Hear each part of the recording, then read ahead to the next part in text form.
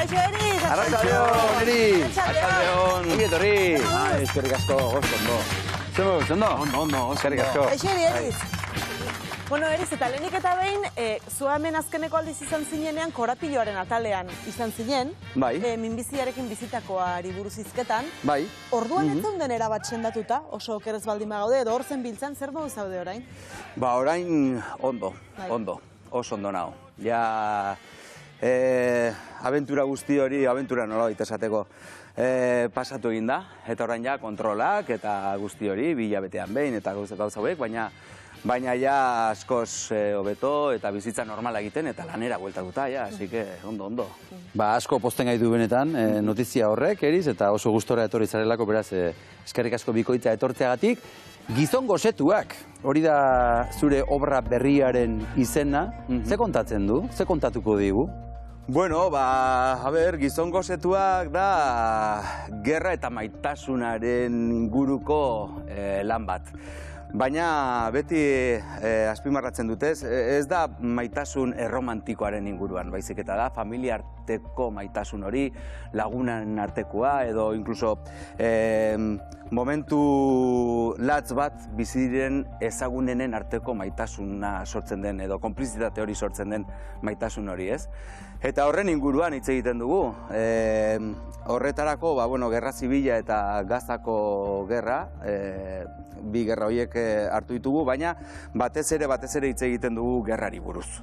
Gerrari buruz, azkenean ikusten dugulako gerra guztiak berdinak igualez, baina oso antzekoak dira, eta gerrak azkenean zer dira, hildakoak eta desgrazia guzti horiek, eta hori da, ez.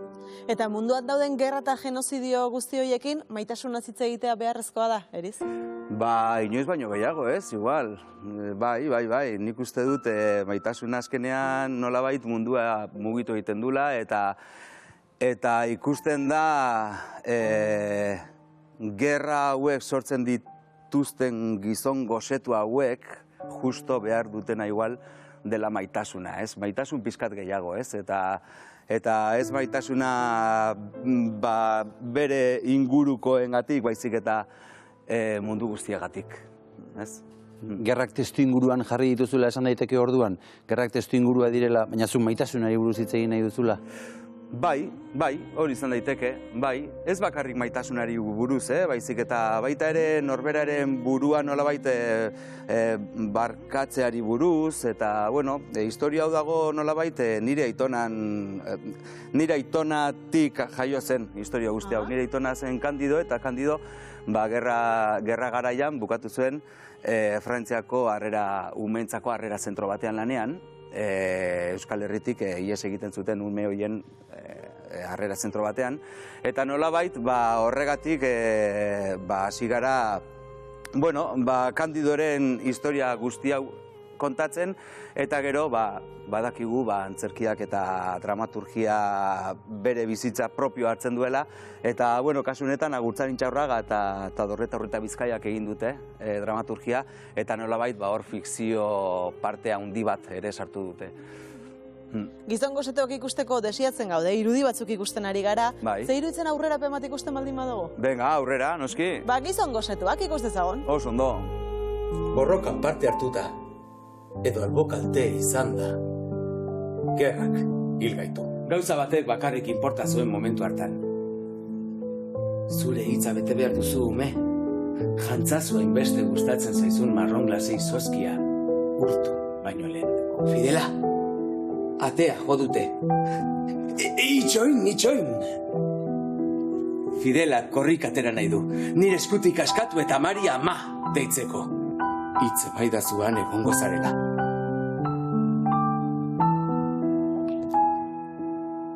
Borrokan parte hartu. Ikusi zaitugu bakarrizketan, baina ez zaudela bakarrik, ezta? Hor lagunak dituzu. Bai, hala da. Bakarrizketa bat da, baina ez nuke esango bakarrizketa bat denik. Azkenean pertsonai asko egiten ditut, eta tartean hor daude 2 txotxongi edo titera hauek, eta, titera hauek dira ume batzuk, Gazako bi anai-arreba eta Gerra Zibileko beste bi anai-arreba, eta nolabait euren historioa, kontatzen dugu euren historia, eta eurekin, nolabait antzerkian zehar bidai hori egiten dugu, ez? Ordo, Kandido, Aixa, Mohamed, pertsona asko ateratzen dira azken finean. Bai. Guztien historioa kontatu nahi zenuen? Ez. Nire ideia zen Kandidoren historio hori kontatzea, eta gero ere, nolabait, hitz egitea nola garai horretan nola bizi ziren ume horiek, ez, harrera etxe batean. Gero hori dena joan da gehiago gerrara zentratuta, eta nolabait Gerra Zibileko momentuan bai kontatzen dugu, nolabait Gerra Zibilan gertatzen ziren hainbat gauza, baina Gazako gerran da gaur egungo gerra bat oraindik gertatzen ari da, eta orduan ez gara usartu horren bestera joatera. Orduan Gazako gerraren inguruan hitz egiten dugunean, gehiago hitz egiten dugu emozioi buruz, gure buruan zen nolako bizitza eramaten ari diren ume horiek, batez ere umeen begi puntutik, ez, abia puntutik.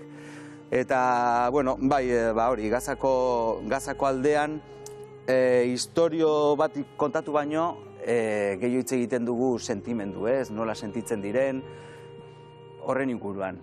Eta pertsona horiek ordezkatzeko erabili dituzu txotxongiloak ikusi ditugu. Zergatik txotxongiloak? Zer ematen diote txotxongiloek historia honi?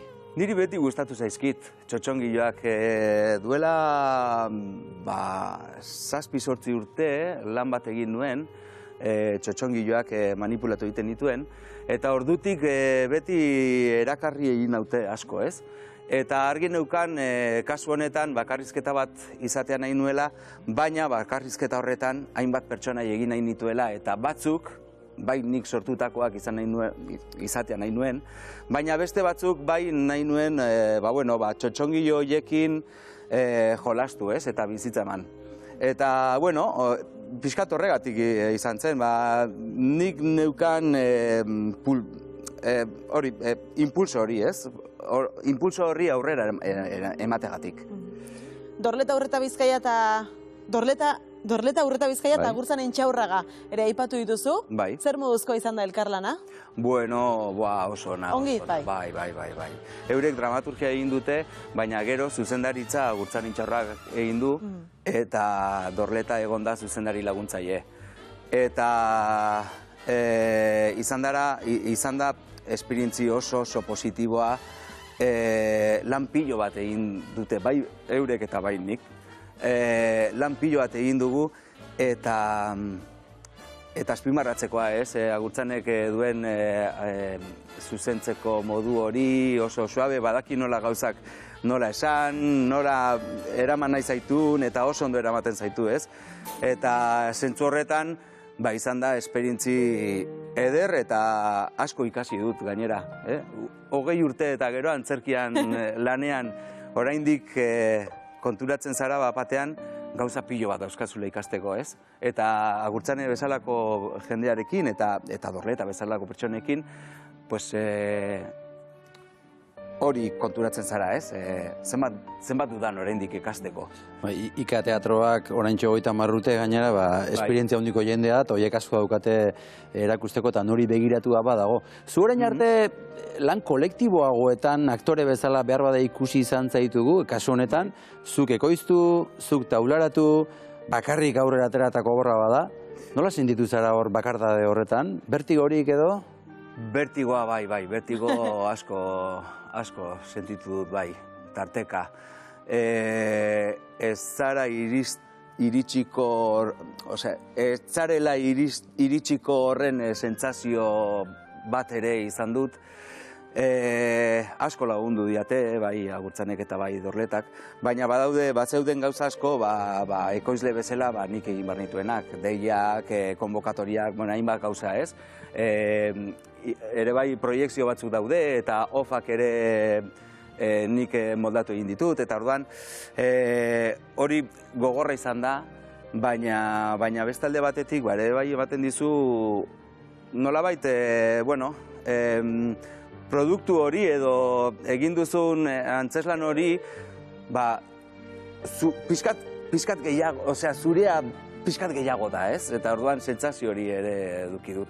Baina bai, momenturen batean, inkluso negar txikiren bat ere bota dut, bai, estresagatik edo, bai, hau dorletak eta gurtzanek ez dakite, baina momenturen batean, bai, agobio puntu bat izan dut, nolbait deskargatu egin dudan, eta, bueno, baina hori normalean 5-10 minutuko negar fuerte batekin june egiten da. Así que gero... Eta sendagarria da gainera.